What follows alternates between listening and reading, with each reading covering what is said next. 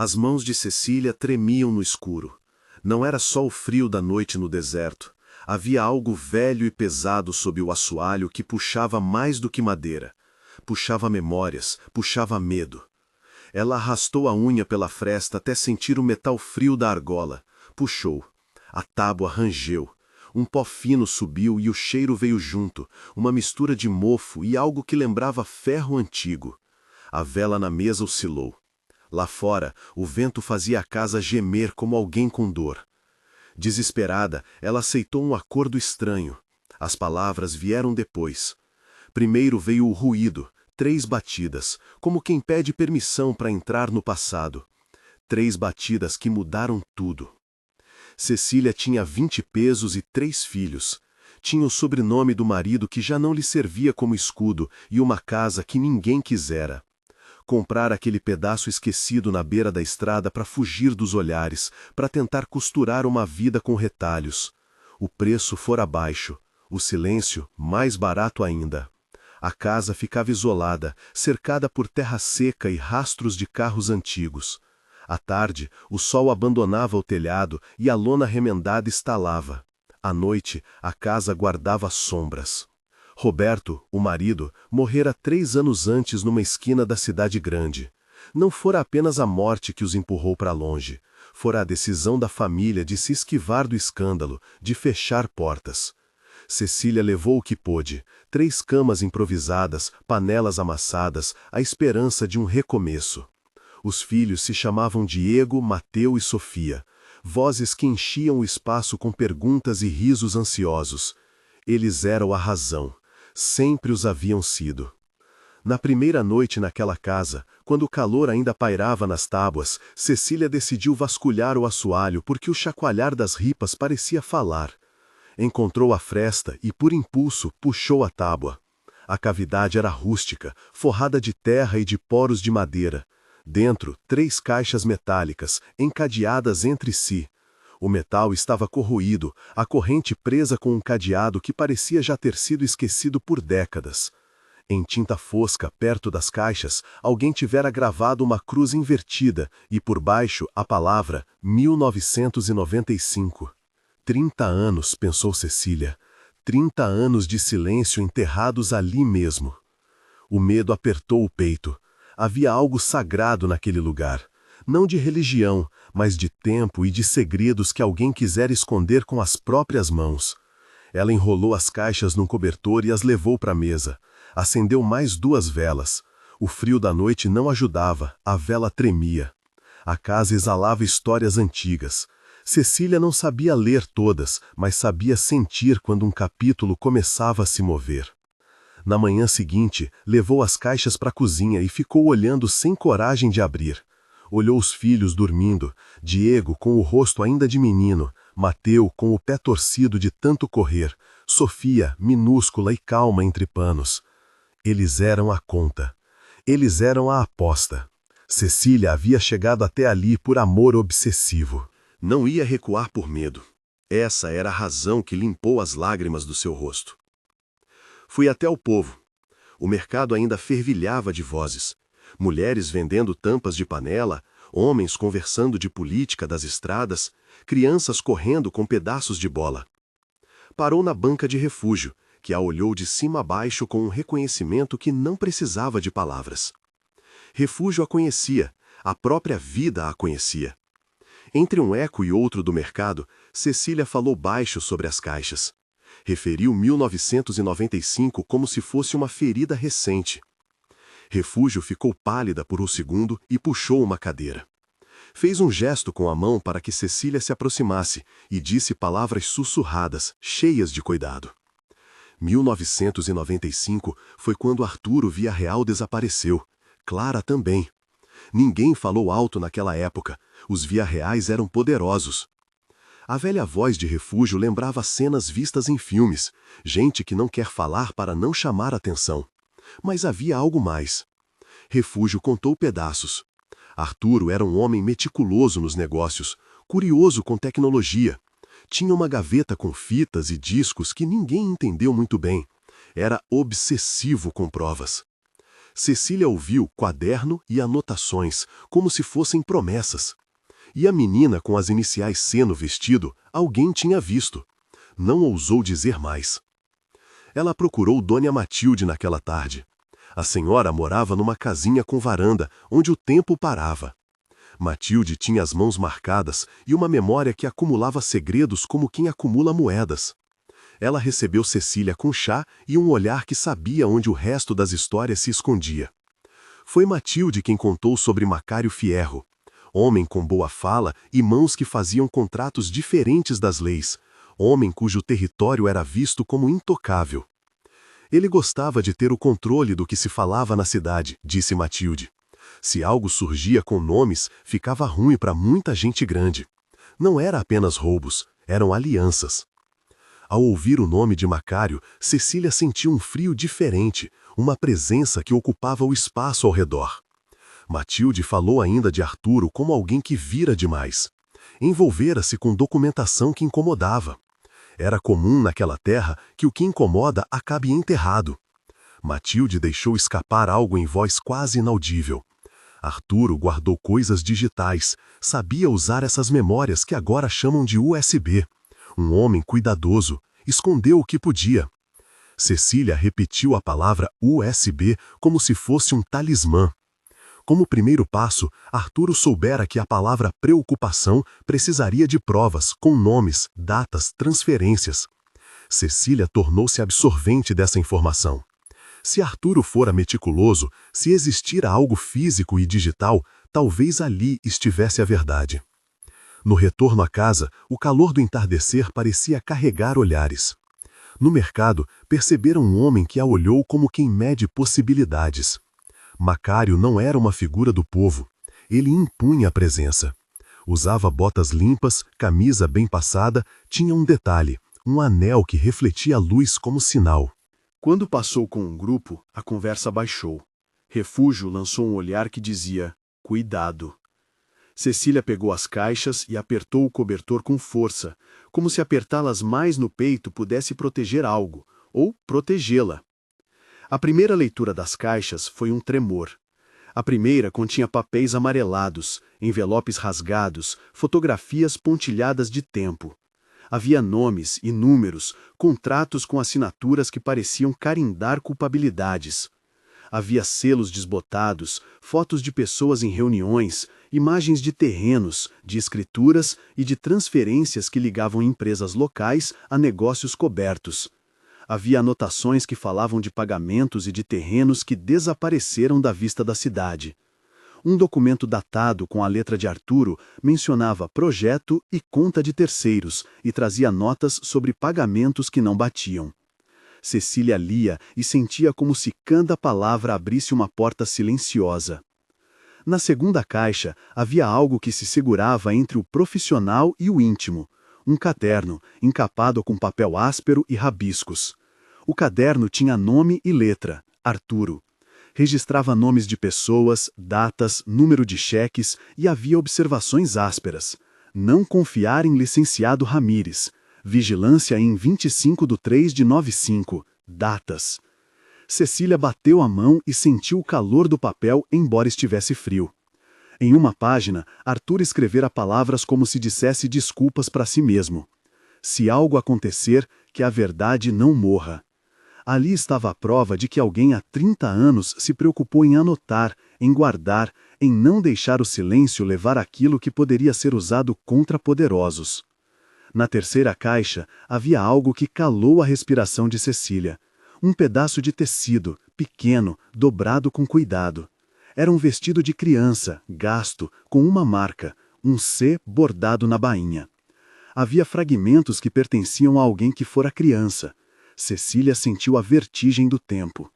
Havia também ossos, poucos, pequenos, depositados com a mesma reverência triste que se dá às coisas que não se quer ver.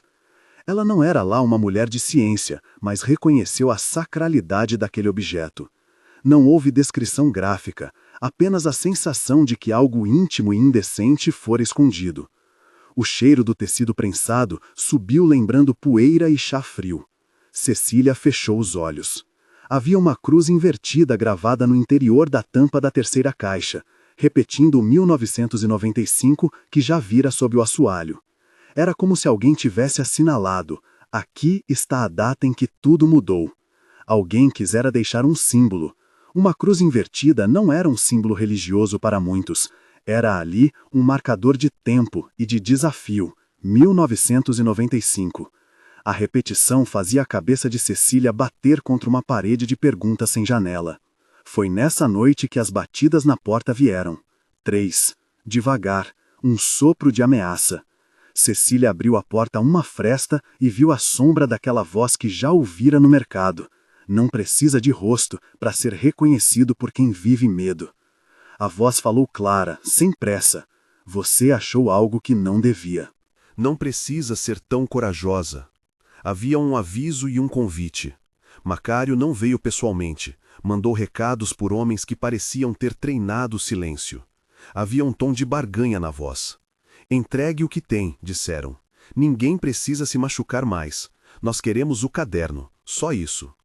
Cecília sentiu algo quebrar dentro dela. Era a noite que apertava. As crianças dormiam sem entender o peso dos objetos que a mãe escondia no quarto do fundo. Ela teve um instante de vontade de gritar sem medo. Em vez disso, pegou o caderno de Arturo, o guardou no seio como quem guarda uma criança, e saiu pela porta dos fundos, caminhando até a sombra do carro de um vizinho, não convidado, apenas hospedeiro de um sopro de coragem. Essa foi a primeira vez que pensou naquilo como um acordo, trocar a verdade por silêncio sobre os corpos e os nomes. Na praça havia vozes baixas, pessoas que olhavam. Cecília sentiu o mundo reduzir-se ao corpo dos filhos e ao caderno. A promessa da cidade, justiça, parecia uma porteira trancada. Ela sabia que falar com a polícia local era arriscado. O nome de Macário aparecia em papéis, e Ramírez, o licenciado, tinha laços convincentes com quem decide fechar olhos. Não poderia correr o risco de entregar tudo a quem pudesse esconder de novo. Entrou em uma loja de concerto de rádios e perguntou, dissimulada, pela presença de alguém do governo federal. Pronunciou o nome da agente Gabriela Torres como quem chama um remédio. Ninguém respondeu. O telefone tocou. As horas foram passando e o sol envolava a cidade numa entonação de tarde que não trazia resolução. Naquele mesmo entardecer, homens passaram perto da casa de Cecília. Viraram na estrada, olharam e comentaram. Alguém fez um gesto coeso, como quem manda um recado sem falar. Em seguida, houve um incêndio no barranco a oeste da propriedade. O fogo subiu rápido e os céus receberam fumaça. Cecília ficou junto à janela, observando as chamas que lambiam o mato seco. Seus olhos correram para as crianças. Elas estavam juntas no quarto, alheias. A casa tremia. Foi então que o primeiro contato direto aconteceu. Um dos homens apareceu no alpendre quando o sol ainda morria, dizendo com voz de negociante: "Se você quer os seus filhos vivos, traz aqui o quaderno." Os lábios de Cecília se fizeram uma fita fina. O homem não levantou a mão, tinha ordem para falar. Macário não gostava de violência espetacular, preferia a operação silenciosa. Mas a ameaça era clara. O que não se dá, se toma, e se toma em formas que deixam marcas. Cecília pensou em fugir, pilhar as velas, as panelas, empurrar o carro com os filhos dentro para a estrada e desaparecer. Mas fugas custam dinheiro e tempo, e ela não tinha nenhum dos dois. A cidade era um labirinto com poucos muros. A decisão apareceu como uma folha cortada no meio da noite. Entregar parte da verdade em troca da segurança imediata dos seus. Oferecer o caderno por uma promessa. Era um acordo estranho. Era, talvez, a única peça que podia comprar a vida dos seus. Aceitou. A palavra é pequena, mas carrega o peso de um mar. Cecília dobrou o caderno e o embrulhou em um pano. O homem levou. 2 dias depois, quando a noite cobriu a terra como um lençol, os filhos foram levados para longe por conhecidos de Macário, devolvidos depois de um dia, com olhos maiores e o silêncio daquilo que vira. A casa cheirava a fumaça de fogueira improvisada. Cecília segurou os 3 no meio da sala e não soube chorar. Sentiu-se salva e traída na mesma respiração. A sensação de ter feito o que precisava vinha com uma contraparte: entregar a parte da história. O resto continuava sob as tábuas. Os olhos do caderno ainda viviam na sua cabeça como um fósforo submerso. Ao mesmo tempo que as crianças traziam a segurança de volta, havia uma parte dela que sabia que uma parte da verdade estava agora nas mãos de quem a queria silenciada. O acordo estranho, entregar para proteger, abriu uma ferida que não fechava. Na manhã seguinte, depois do que passou como uma noite em suspenso, Cecília percebeu que havia alguém observando a propriedade com atenção renovada. Não era apenas a cidade, era um círculo maior. Ela encontrou uma foto entre as coisas devolvidas, um recorte de jornal velho com o rosto de Arturo e a manchete apagada pelo tempo. Embaixo, uma anotação, escrita com pressa. Memória USB escondida. Não entregue. Não havia autor visível. A nota parecia uma advertência de alguém que soube esconder melhor do que seria possível imaginar. Cecília repassou as caixas na mesa. Era preciso ser estratégica. Não podia confiar plenamente em ninguém, mas precisava fazer algo. Guardou o que restara em outro lugar. Enterrou as coisas mais delicadas dentro do tanque de água de cerâmica, cobriu com um pano e deixou uma moeda em cima, como se fosse uma oferenda para quem guarda segredos. Saía da casa com passos medidos, o olhar sempre voltado para o caminho. Havia uma sensação de que os olhos do mundo estavam sobre si, e que Macário não teria piedade se notasse qualquer movimento que atrapalhasse sua lógica. As vozes na cidade começaram a se alinhar em pequenos murmúrios. Algumas pessoas olhavam para Cecília com pena, outras com medo de se aproximar. Havia, no entanto, uma mulher que apareceu de modo consistente, refúgio. Ela não julgou, ofereceu pão e um ombro, e mais que tudo, presença. Matilde foi um labirinto de lembranças que indicava rotas seguras para perguntas. Procure quem tem medo de perder a voz se guardar o segredo, disse Matilde uma tarde, implicando que havia mais gente disposta a falar se sentisse segura. Cecília começou a montar um plano. Era um jogo de paciência e astúcia. Precisava recuperar o que entregara sem colocar as crianças em risco. Precisava encontrar a memória USB que Arturo supostamente guardara. E precisava descobrir até que ponto Macário controlava a cidade. O caderno era uma chave, mas havia fechaduras que não se abriam com ele. Havia pessoas e arquivos e contratos, e um fio digital que corria por trás daquilo tudo. Se Arturo fora homem de negócios com olhos para a tecnologia, a memória USB poderia conter provas irrefutáveis, transferências, gravações, nomes ligados a licenças de obras, empresas de fachada. Houve um dia em que Cecília observou o mercado e viu Macário aproximar-se de licenciado Ramírez. A conversa foi curta, os dois sorriam como quem celebra coisas combinadas. Ramírez era o rosto legal do silêncio. Cecília entendeu que a lei local poderia ser muitas vezes o freio que mantinha as engrenagens da impunidade funcionando. Não era desespero apenas por ela, era desespero por justiça, e isso a fez erguer a cabeça. Ainda assim, o calor do conflito tomou o corpo da cidade. Pistas, sussurros, encontros furtivos. Uma noite, alguém tentou forçar a porta da casa. As tábuas rangeram como se lembrassem do dia em que ocultaram as caixas. Cecília acendeu uma lâmpada e se fez pequena junto ao batente. Ouviu passos. Uma voz trocou umas palavras com o homem que batia. Ela não tem nada, deixe-a.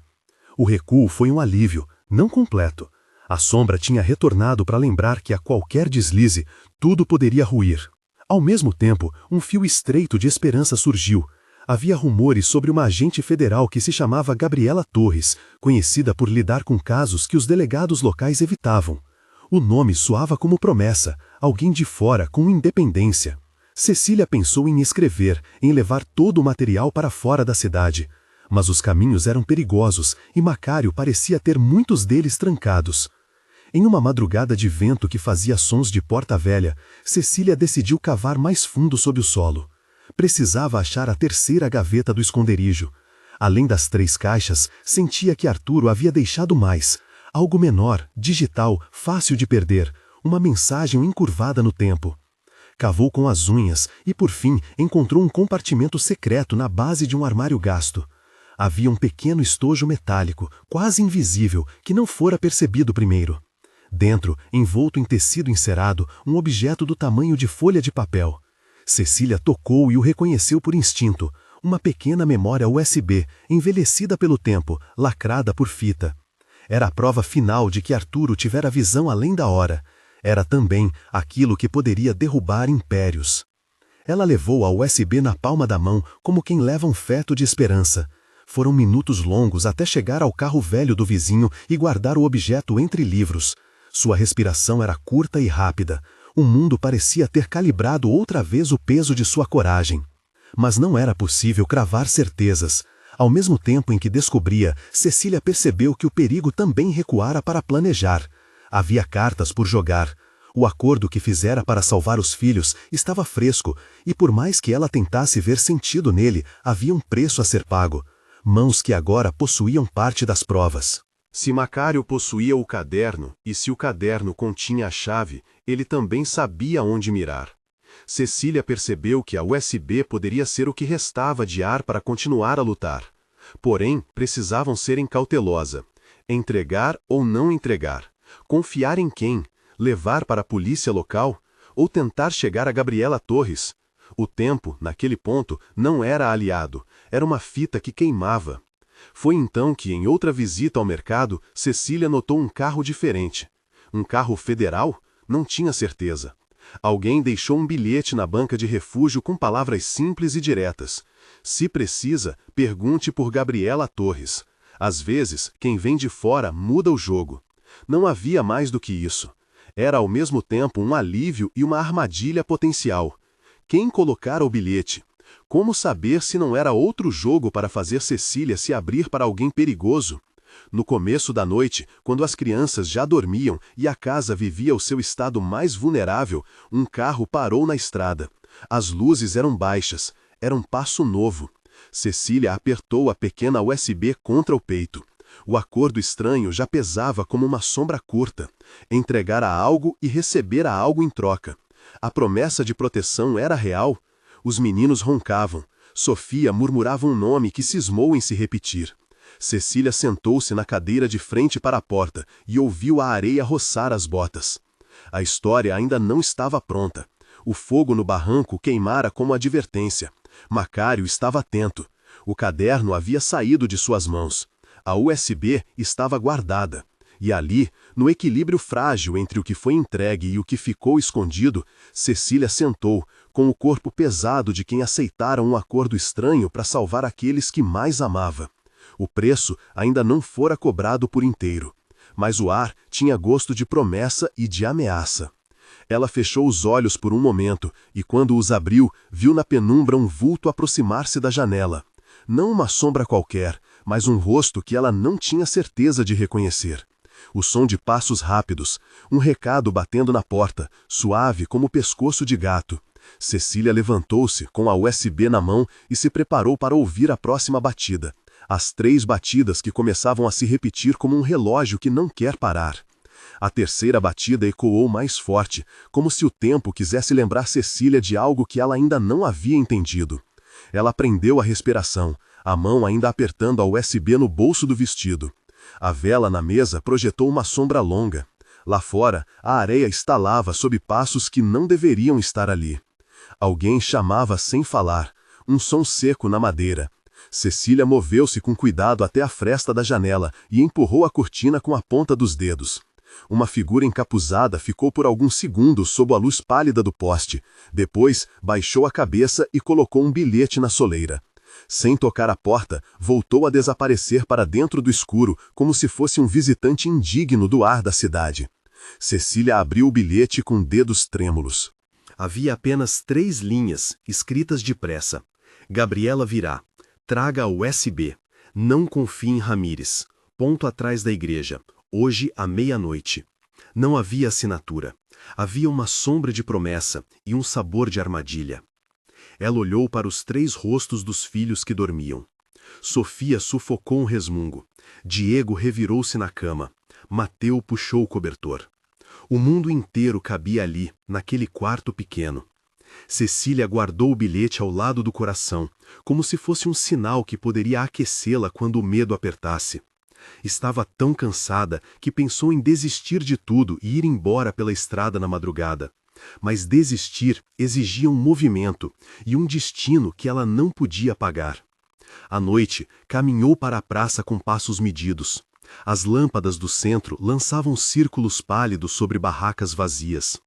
Havia um frio cortante que vinha do deserto, um tipo de verdade que obrigava a agir. Ela escondeu a USB na dobra da blusa e sentou num banco, olhando para a igreja, para a porta que se fechava, esperando que a meia-noite a puxasse para algum lugar onde a incerteza se transformasse em plano. Não foi Gabriela quem apareceu primeiro. Foi Refúgio, com um avental ainda sujo de farinha, trazendo consigo a resistência de quem conhece o valor da presença. Veio com passos rápidos, os olhos brilhando. Tem alguém me esperando lá, ele disse, não confie em quem usa terno para esconder sujeira. Refúgio sentou-se sem perguntar. As velhas do mercado tinham maneiras de saber das coisas. Cecília contou, em voz baixa, o que tinha. O caderno, a USB, as caixas. Refúgio encostou as mãos nos joelhos e murmurou, vou com você. Se algo der errado, não vamos deixá-la sozinha. Quando a meia-noite bateu, havia mais sombras do que vozes. A rua atrás da igreja cheirava poeira e combustível. Cecília sentiu o vento como quem segura um segredo. Havia um carro estacionado à distância, faróis apagados, e uma mulher baixando o capuz com cuidado. Era Gabriela Torres, alto e firme, com olhos que pareciam ter visto casos demais. Havia no rosto dela a frieza que a profissão exige e a humanidade que a licença social permite. Cecília mostrou a USB sem alarde. Gabriela não sorriu, avaliou o objeto como quem pesa uma peça valiosa. Você fez bem em não entregar tudo a quem pediu, disse a agente. Acontece que precisamos de mais. Precisamos daquilo que está no caderno. A frase soou como palco de escolhas antigas. Cecília pensou no que havia aberto mão, no preço pago 2 dias antes, quando segurara os filhos e entregara parte do arquivo por promessas de segurança. Gabriela fez perguntas pontuais, sem pressa. Perguntou sobre Macário, sobre Ramírez, sobre quem mais poderia estar envolvido.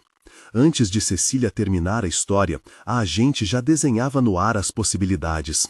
Se Macário difunde poder com medo, devemos agir onde ele menos espera. Mas não podemos ir sozinhos. Ele tem apoio. Ramírez tem contatos legais, que podem enterrar provas com aparência de papelada correta.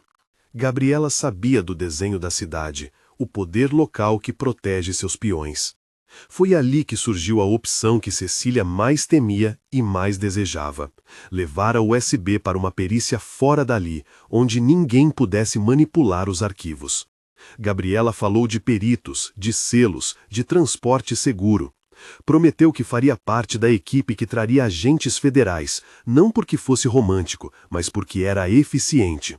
Cecília sentiu um fio de esperança. Pensou nos olhos das crianças e lembrou-se do acordo que fizera. Havia entregado parte do caderno para protegê-las.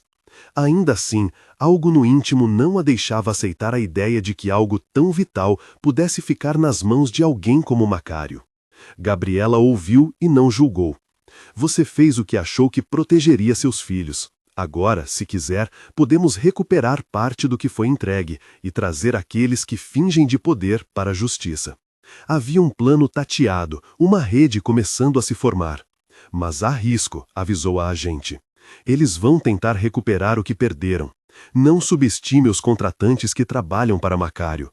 Eles não chegam com convites. Cecília voltou para casa com a promessa de ajuda no bolso e o medo raspando a garganta. Dormiu com os olhos abertos por horas pequenas, calculando cada gesto. Durante dias, Gabriela fez visitas dissimuladas, conversou com Refúgio e com Matilde, alinhou telefonemas e favores. Também sondou Victoria Villavirral, que vivia distante e havia se apresentado como legatária de parte dos bens antigos da família. Victoria mostrou-se hesitante no começo, era natural, aceitar falar implicava se expor. Mas havia uma coisa que a aproximou de Cecília, a memória de Clara. Victoria trouxe lembranças que pareciam ser fragmentos de um quebra-cabeça maior.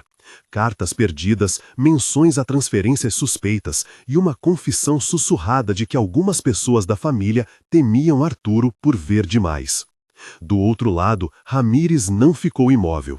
O licenciado ostentava o tipo de calma que se ganha com décadas de manipular papéis. Ele enviou mensagens, avisos legais, consultou registros e usou o poder do receio. Em voz baixa, acompanhada de sorrisos calculados, disse a Cecília, através de intermediários, que o melhor seria esquecer o que encontrara. Um advogado não atua sem margem. Sua voz sugeria que as engrenagens do sistema poderiam ser ajustadas para proteger interesses maiores. O jogo começou a se mover. Gabriela articulou uma ação. Precisava recuperar o caderno sem colocar vidas em risco. Planejaram uma distração, um protesto falso, organizado para atrair a atenção das milícias de Macário para a praça, enquanto uma equipe faria a retirada do local onde o caderno estava, com aqueles que o haviam recebido em troca da vida das crianças. Cecília concordou, sabendo que o plano envolvia riscos que poderiam retomar a qualquer momento. E no centro disso estava a USB que Arturo havia escondido por anos, a peça pequena que poderia derrubar os velhos arranjos. O dia escolhido foi quente, como sempre parecia ser na rota do deserto. O mercado encheu-se de gente, atraiu olhares e a cidade tornou-se um palco. Gritos encenados, faixas improvisadas, música alta, tudo para tornar difícil a leitura de quem estava por trás do movimento. No momento em que a atenção se voltou para o barulho, homens encapuzados, contratistas contratados por Macário, chegaram discretamente com um caminhão. Eram profissionais, não brigões de botequim. Tinham armas e ferramentas. Eles não se interessavam pela demonstração. Tinham um objetivo: a USB. Gabriela e a sua equipe, agora com apoio federal, avançaram conforme o plano, mas nada acontece na vida real como nos planos de papel. O contato que deveria devolver o caderno sumira, e pior, a negociação realizada por Cecília tornara-se uma brecha. Quem recebeu o caderno não tinha intenção de abrir as mãos tão facilmente. O tempo virou uma moeda cara. Quando os contratistas descobriram a presença da USB, tudo acelerou. A primeira explosão de violência foi curta e precisa. Luzes estouraram, vidraças tremeram.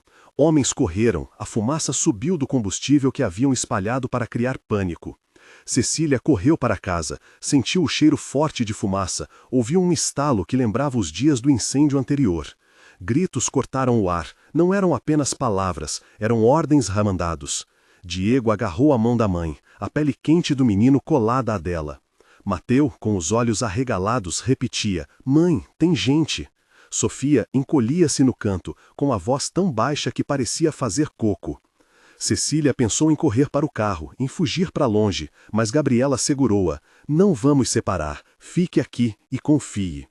Havia homens armados na rua, mas não apenas os contratistas. Havia também agentes em trajes civis posicionando-se para conter o avanço. A confusão era o terreno perfeito para o roubo da USB. É quando mãos experientes colhem o que querem nas sombras. No clímax da confusão, o ataque dos contratistas tornou-se direto e violento. Eles invadiram a casa num rompante, derrubando portas, rasgando cortinas. Cecília tentou proteger os filhos com o corpo, como se fosse possível tornar-se uma muralha de pele e ossos. Um dos homens chegou perto demais, procurou onde supunha que os objetos estivessem. Foi então que uma voz curta e inesperada soou do outro lado do pátio. Um disparo seco, preciso, e o chão vibrou com o impacto. Os homens hesitaram. Um a um caíram para trás buscando cobertura. Não houve espetáculo, apenas o som que interrompe. Ninguém chorou de alegria. Havia apenas silêncio cortado por respirações rápidas. No espaço entre um suspiro e outro, uma sombra correu. Um homem robusto, olhos duros, com um rifle engatilhado, apareceu e comandou a calmaria.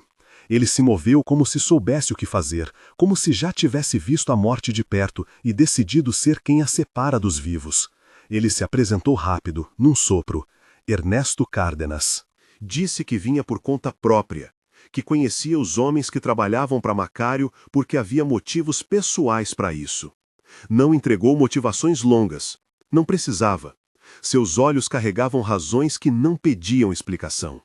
Aos moradores apavorados, disse apenas: "Saiam daqui, agora!" E ordenou a retirada dos contratistas, um por um. Não perguntou, executou. O tiroteio foi breve, intenso e suficiente. Os contratistas, profissionais supostos, tentaram contra-atacar, mas Ernesto movia-se como quem conhecia o terreno e as fraquezas humanas. Em pouco tempo, a maioria dos invasores estava incapacitada ou fugindo, deixando para trás ferramentas, bilhetes e um ar de derrota. A USB rolou de uma mão para outra durante a confusão. Por um instante, Cecília achou que a perdera. Ernesto, porém, a agarrou e devolveu a Cecília com um gesto que era tanto proteção quanto reprovação.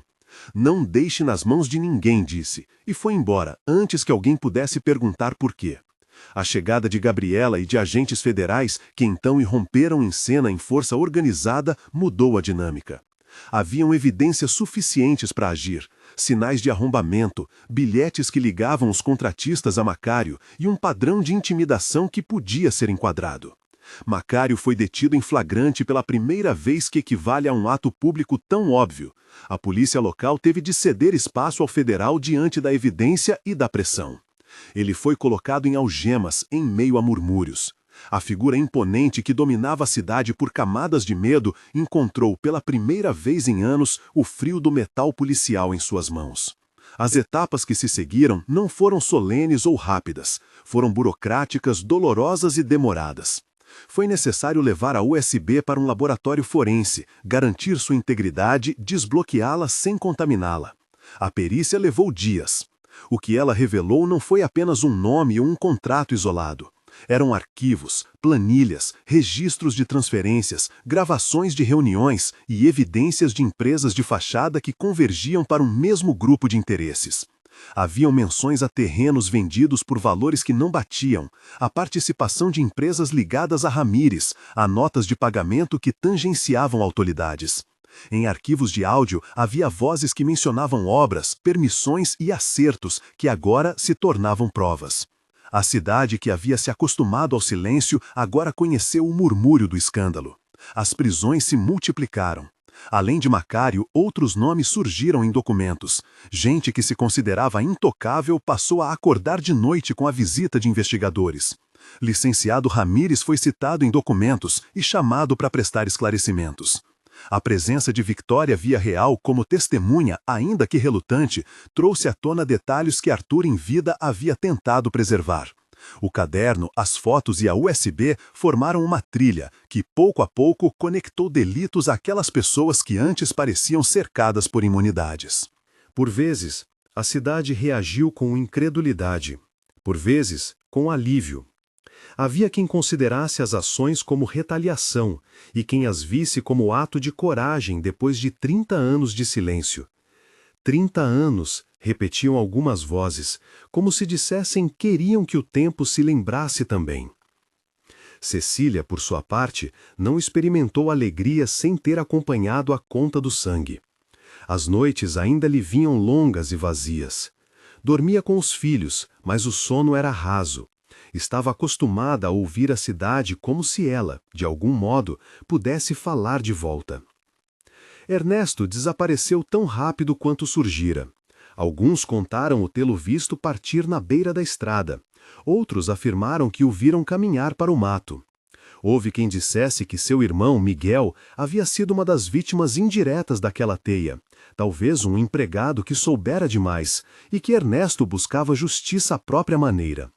Não havia confirmação pública. Para Cecília, porém, Ernesto era menos um herói e mais uma força.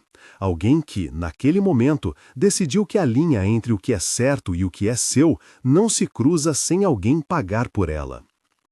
A ação judicial avançou de forma lenta e sólida. As evidências extraídas da USB foram anexadas a inquéritos. Não se esperou um final cinematográfico com sentenças abruptas. A justiça fez o que podia na sua cadência: investigação, denúncia, audiência. Macário foi formalmente acusado. Processos contra colaboradores foram instaurados. A cidade agora via escritórios que antes poderiam manipular papéis serem vasculhados por agentes. O tempo legal falou com voz de papel e carimbo. Não se prometeu alívio total, apenas responsabilização, e isso já era muito. Cecília compareceu em audiências, escolheu testemunhar com a voz firme que aprendeu a ter. Não falou muito de sua dor, falou dos fatos. A comunidade sentiu-se mais livre para abrir a boca. Algumas pessoas deram depoimentos que corroboraram as anotações de Arturo. Outras se calaram. Vitória Virrael, em um momento delicado, entregou documentos de família que ajudaram a ligar o laço entre empresas e conversas que antes fariam o leitor bocejar de tédio jurídico, mas que naquele instante significavam nomes ligados à má conduta. Quando os registros foram parcialmente divulgados à imprensa, sempre com cuidado para preservar o sigilo do processo quando exigido, a cidade recebeu a notícia com uma mistura de escárnio e alívio. Haviam reparos a serem feitos, havia bens a confiscar, contratos a anular. O Estado entrou com ações que objetivavam recuperar ativos e destinar parte deles à reparação das vítimas. Cecília foi apresentada como uma das figuras de destaque do processo, não por vaidade, mas porque sua decisão de abrir mão de parte do caderno e manter a USB foi crucial para que a prova digital sobrevivesse. Quando os registros foram parcialmente divulgados à imprensa, sempre com cuidado para preservar o sigilo do processo quando exigido, a cidade recebeu a notícia com uma mistura de escárnio e alívio. Havia reparos a serem feitos, havia bens a confiscar, contratos a anular. O Estado entrou com ações que objetivavam recuperar ativos e destinar parte deles à reparação das vítimas. Cecília foi apresentada como uma das figuras de destaque do processo, não por vaidade, mas porque sua decisão de abrir mão de parte do caderno e manter a USB foi crucial para que a prova digital sobrevivesse. Quando o primeiro pagamento de indenização foi decidido, os valores foram apresentados como parte de um processo que incluía confisco de bens e repasses, mas os números exatos não eram claros, pois alguns acórdãos ainda passavam por contabilidade. Onde havia incertezas, o documento judicial mencionou indefinido, referindo-se a quantias que viriam a ser apuradas. Cecília aceitou a palavra indefinido como símbolo de algo que se resolve com tempo e procedimentos, e não como certeza imediata. A casa de Cecília foi periciada, limpa e eventualmente reconhecida como bem a permanecer com ela. A comunidade lutou para garantir que ela recebesse o título definitivo, um gesto simbólico mais do que financeiro, uma restituição de dignidade. Havia também recursos destinados à reconstrução, telhado novo, isolamento do piso, uma parede reparada onde antes haviam sombras. O governo local, pressionado, liberou fundos que, somados aos acórdãos judiciais, permitiram que a moradia deixasse de ser um abrigo temporário e se transformasse em lar concreto. Mas a reconstrução não foi só de tijolos. Cecília passou a ser figura de transição entre o medo e o cuidado. Liderou um pequeno grupo que organizou um refúgio para mulheres que buscavam escapar de violência e intimidação. O espaço era simples, alguns quartos, uma cozinha que funcionava como coração, um cantinho para as crianças. Havia regras severas contra visitas não autorizadas, aprendidas na marra, e um quadro com números de telefone úteis. Refúgio, Matilde e outras mulheres do mercado colaboraram. A ideia de transformar dor em aconchego começou a virar forma. Houve repercussões mais amplas. Empresas que antes pareciam partícipes foram obrigadas a prestar contas, contratos foram reavaliados. Pessoas que mantiveram silêncio por décadas precisaram olhar nos olhos e explicar. Algumas perderam reputação, outras cargos. A cidade passou por uma revisão moral que doeu em quem estava acostumado ao conforto da impunidade. Para Cecília, as feridas eram menos sobre justiça formal e mais sobre o que a verdade havia tirado e dado. Sentia-se dividida. Havia momentos em que o peso do que viu fazia seus ombros curvarem-se para dentro e outros em que a presença das crianças, rindo no quintal, abria uma janela de alegria que a fazia rir alto até a garganta doer. As noites sem dormir, que haviam sido refrão constante, reduziram-se aos poucos em número, não sumiram, porque as memórias chamavam de vez em quando. Um dia, enquanto ajeitava plantas no que se tornara o canteiro do novo quintal, Cecília soube que Macário havia sido preso preventivamente e que alguns de seus aliados estavam indiciados. Não houve festas, houve alívio contido. O processo seguiria seu curso, com recursos e apelações e tudo que a justiça precisa para ser madura. Havia certeza de que algo se quebrara no ciclo de impunidade que perdurava por décadas. Para Cecília, as feridas eram menos sobre justiça formal e mais sobre o que a verdade havia tirado e dado. Sentia-se dividida. Havia momentos em que o peso do que viu fazia seus ombros curvarem-se para dentro, e outros em que a presença das crianças, rindo no quintal, abria uma janela de alegria que a fazia rir alto até a garganta doer. As noites sem dormir, que haviam sido refrão constante, reduziram-se aos poucos em número, não sumiram, porque as memórias chamavam de vez em quando. Um dia, enquanto ajeitava plantas no que se tornara o canteiro do novo quintal, Cecília soube que Macário havia sido preso preventivamente e que alguns de seus aliados estavam indiciados. Não houve festas, houve alívio contido. O processo seguiria seu curso, com recursos e apelações e tudo o que a justiça precisa para ser madura. Havia certeza de que algo se quebrara no ciclo de impunidade que perdurava por décadas. A presença de Ernesto foi lembrada nem como herói, nem como vilão. Como um homem que apareceu no momento necessário e saiu sem querer plateia. Mais tarde soube-se que ele havia perdido Miguel em circunstâncias que tocavam a trama, um empregado que confrontara interesses e que desaparecera há muito tempo. A sua intervenção, violenta e precisa, não foi celebrada como exemplo, mas reconhecida como elemento que mudou o curso dos eventos. Cecília, certa vez, encontrou uma carta anônima que dizia: "Agradeça a quem puxou o gatilho, mas não confunda isso com justiça." Ela guardou a carta num envelope e não a leu de novo. O refúgio ganhou vida própria. Mulheres que chegaram com o rosto gasto aprenderam pequenos ofícios, teve-se aulas de costura e de leitura, encontros para falar sobre direitos e, sobretudo, um lugar onde a noite parecia menos perigosa. Cecília, que outrora comprara a casa para se esconder, transformou-se em quem a abria para as que precisavam de abrigo. Não era um final limpo, era um remendo possível, costurado com mãos que queriam que o medo fosse menor. No aniversário de 30 anos do desaparecimento de Arturo e Clara, a comunidade fez uma pequena cerimônia. Colocaram uma placa perto da casa de Cecília apenas com as palavras: "Para que não esqueçamos." Havia flores de plástico e uma vela que alguém acendera com cuidado. Não houve palanque, nem fotos de jornal. Houve lágrimas e silêncio, e a lembrança de que as verdades enterradas um dia voltam à superfície, como raízes que não aceitam ficar sem luz. Diego, agora mais velho por 8 meses e com uma expressão que alternava infância e seriedade, perguntou à mãe por que ela aceitara aquele acordo estranho naquela noite que mudara tudo. Cecília sentou-se no banco da cozinha, olhou para as mãos e respondeu com algo que era mais sensação do que argumento.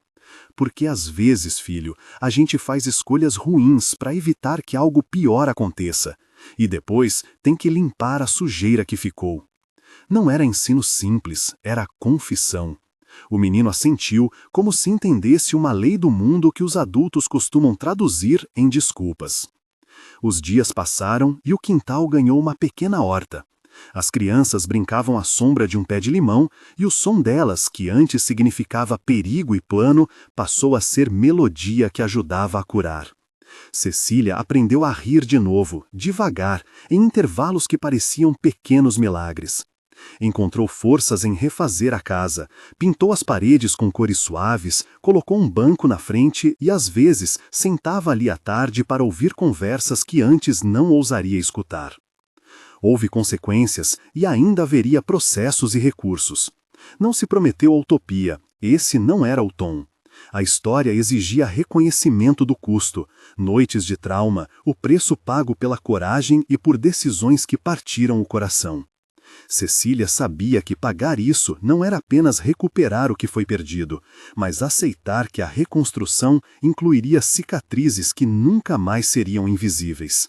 Num dos encontros do refúgio, uma mulher chamada Ana entrou tímida, com olheiras profundas e um filho no colo. Cecília recebeu com o mesmo olhar que recebera refúgio anos atrás, sem perguntas que pudessem ferir, só gestos que convidassem para dentro. Ana disse pouco. "Vim porque disseram que aqui não se vira as costas." Cecília sorriu com algo que vinha de um lugar simples e forte. "Aqui a gente fica", respondeu, e o refúgio ganhou mais um nome para contar. O processo de recuperação do arquivo digital continuou a revelar detalhes que trouxeram nomes aos quais a cidade acabara por não acreditar. Empresas de fachada, transferências desviadas, gravações que comprovavam reuniões onde se tratava de esquemas. A mídia, com seu ritmo de notícias e escândalos, trouxe a história de Cecília para além do mercado local. E apesar das limitações, algo na lembrança coletiva mudou.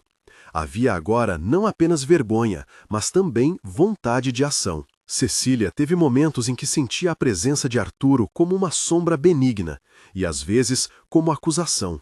O caderno dele, que tanto custara a recuperar, tornou-se documento valioso. A USB, a pequena peça que havia escondido por décadas, provou que a modernidade também guarda a verdade em arquivos pequenos e frios.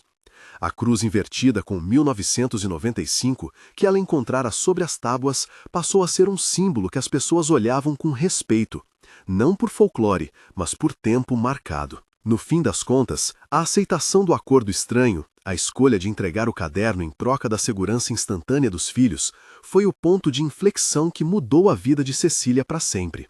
Não foi um ato glorioso, foi um ato humano, ambíguo e plenamente compreensível. Sem ele, talvez as coisas tivessem sido diferentes, talvez piores. Com ele, Cecília pagou um preço e, ao mesmo tempo, comprou uma chance de lutar com instrumentos que a vida lhe deu depois. Uma USB, uma agente com coragem, um refúgio construído com mãos amigas e uma cidade que, por fim, acordou. Houve dias de justiça lenta e decisões administrativas que exigiam paciência. Passaram-se meses até que o tribunal proferisse medidas de confisco e até que indenizações começassem a ser pagas. Onde os números eram incertos, leu-se indefinido, aguardando contabilização. A retidão da justiça não veio como um clarão instantâneo, veio como uma série de passos burocráticos que, somados, formaram um caminho. No último quadro desta história, Cecília entrou no seu quintal, observou as crianças correndo entre as plantas e pôs as mãos nos quadris. Haviam cicatrizes invisíveis que lembravam noites em claro, mas também havia uma mesa no alpendre onde as mulheres do refúgio tomavam chá e discutiam os planos para a semana. Costura, alfabetização, plantio. Ela sentiu então que havia transformado o que os outros esconderam em um lugar de acolhimento, e isso, mais do que juízo, importava agora. A memória das vítimas de Arturo e Clara continuou viva, em placas, em palavras sussurradas, em relatos que fizeram a cidade fechar o rosto diante do passado para não o repetir. Cecília, por sua vez, aprendeu a viver com a culpa e a coragem, com as noites sem dormir e os dias em que a esperança tocava o punho como sinal. Ela já não era apenas a mulher que comprava uma casa barata para se esconder. Era a mulher que pegara um acervo de sombras e começara a transformá-lo em luz. Quando perguntavam qual havia sido o momento que a mais marcara, Cecília, em silêncio, tocava o bolso onde guardara o USB por tanto tempo e dizia: há coisas que custam caro e há coisas que custam o que somos. Eu o paguei e, ainda assim, recebi algo, a chance de não guardar o silêncio. Ela não pedia compreensão, aceitava que verdade e medo caminham lado a lado. A história chegou até aqui porque algumas pessoas escolheram falar, porque um caderno e uma peça de memória digital resistiram ao esquecimento, e porque, no fim, os pequenos gestos de solidariedade, um bilhete deixado na porta, um tiro que interrompeu um ataque, um refúgio oferecido sem perguntas, fizeram a diferença. Cecília ergueu-se no alpendre, olhou os filhos brincarem e, por um instante, sorriu sem que a sombra do passado cobrisse seu rosto. Se essa história tocou você de algum modo, comente qual momento teve mais impacto. Se quiser ouvir mais narrativas como esta, inscreva-se no canal. Há muitas vozes que ainda esperam ser escutadas.